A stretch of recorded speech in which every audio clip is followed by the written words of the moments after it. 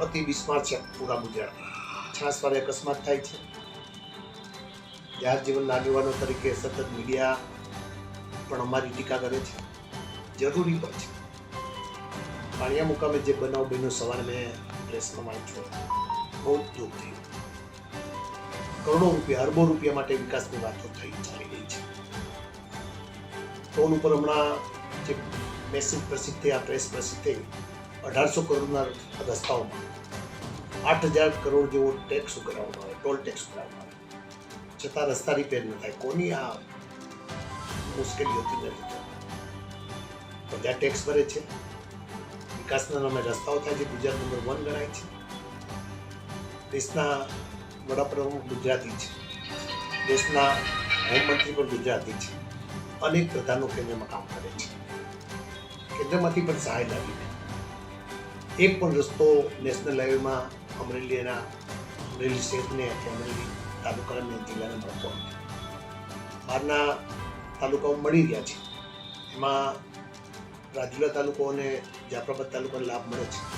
બીજા તાલુકાનું શું નામ છે? રાજ્યના પ્રથમ મુખ્યમંત્રી ગુજરાતને જો આપ્યા હોય તો ડૉક્ટર જીવરાજ મહેતા આપ્યા છે. હજુ પણ પછાતપણું ચાલી રહ્યું છે. રાજ્યના મુખ્યમંત્રી બસ પોર્ટનું ઉદઘાટન કરવા આવ્યા ત્યારે મેં ઘણા મુદ્દાઓ સાથે હું પણ સાંસ કરી છું. મારી પણ નૈતિક ફરજો બને છે. પણ અકસ્માતના બનાવો જ માત્ર ખાડાના કારણે બનતા હોય તો સરકારે ગંભીરતાપૂર્વક વિચારવું જોઈએ. સ્થાનિક જે પણ ધારાસભ્ય ચૂંટાયેલો પ્રતિનિધિ આવતો હોય, રૂલિંગ પાર્ટીનો હોય તો એમની નૈતિક ફરજો ઘણી વધારે છે. અમરેલીમાં અકસ્માત બન્યો, દંડક છે. અમરેલીના ધારાસભ્ય દંડક છે. આખા ગુજરાતની જવાબદારી એમની છે. ત્યારે એમના વિસ્તારના વિકાસ માટેની આ પરિસ્થિતિ નિર્માણ થાય. એમના ગામે જવું હોય તો જે પ્રકારની પરિસ્થિતિ ગાવડકા સુધી રસ્તામાં છે, અમે પણ શરમ અનુભવી રહ્યા છે.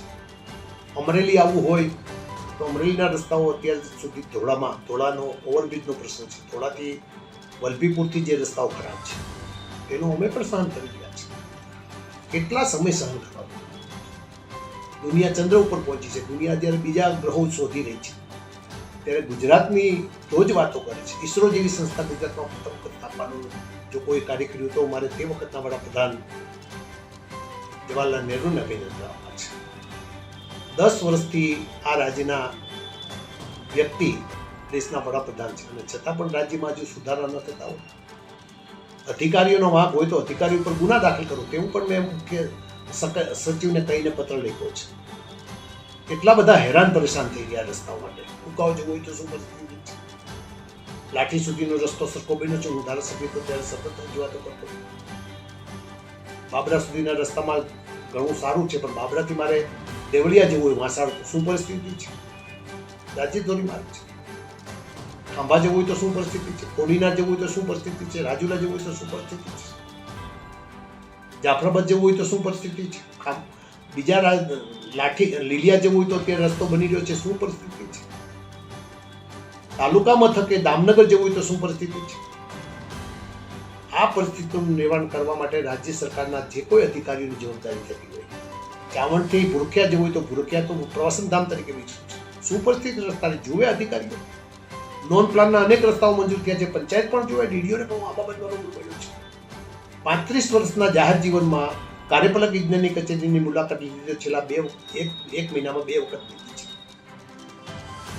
છે. નવો પુલ બન્યો છે વડી ઠેબી ઉપરનો, જે કુકાવ તરફ જતો, એ હજુ પણ કુકાવ જવા માટે શું પરિસ્થિતિ છે? અધિકારી પોતે તપાસ કરે, મુખ્ય ઇજનેર આવે, મને સાથે રાખે, હું એને સમજાવું.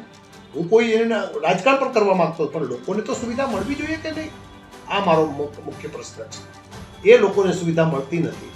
ત્યારે આટલું બધું ગુજરાતના લોકોએ દેશ માટે પણ આપ્યું છે. દેશના વડાપ્રધાન પણ અહીંયા આજે ગુજરાતના છે. ત્યારે ડૉક્ટર જીવરાજ મહેતાનો પ્રથમ જિલ્લો એટલે આપણો અમરેલી છે. સહકારી સંસ્થાના વડા પણ અમરેલીના છે. અને છતાં પણ રસ્તાઓ ન થતા દુઃખ અનુભવું છું. રેલવેમાં ભયંકર અન્યાય છે, એમાં પણ દુઃખ અનુભવી રહ્યો છું. હું સાંસદ હતો ત્યારે મારી જે નૈતિક ફરજો હતી, ફરજો નિભાવવામાં મેં ક્યાંય પાછી પાડી નથી. હું રૂલિંગ પાર્ટીનો ધારાસભ્ય હતો ત્યારે રૂલિંગ પાર્ટીના ધારાસભ્ય તરીકે મારા મુખ્યમંત્રી મને એમ કહેતા, વિરજી તું વિરોધ પક્ષનો ધારાસભ્ય છો? ત્યારે હું કહેતો, મુખ્યમંત્રી તમારી સરકારને મુશ્કેલી પડશે ત્યારે વિરજી ચુમર તમારી સામે તમારી સાથે ઉભો રહેવાનો, પણ અત્યારે મારી પ્રજાને મુશ્કેલી છે.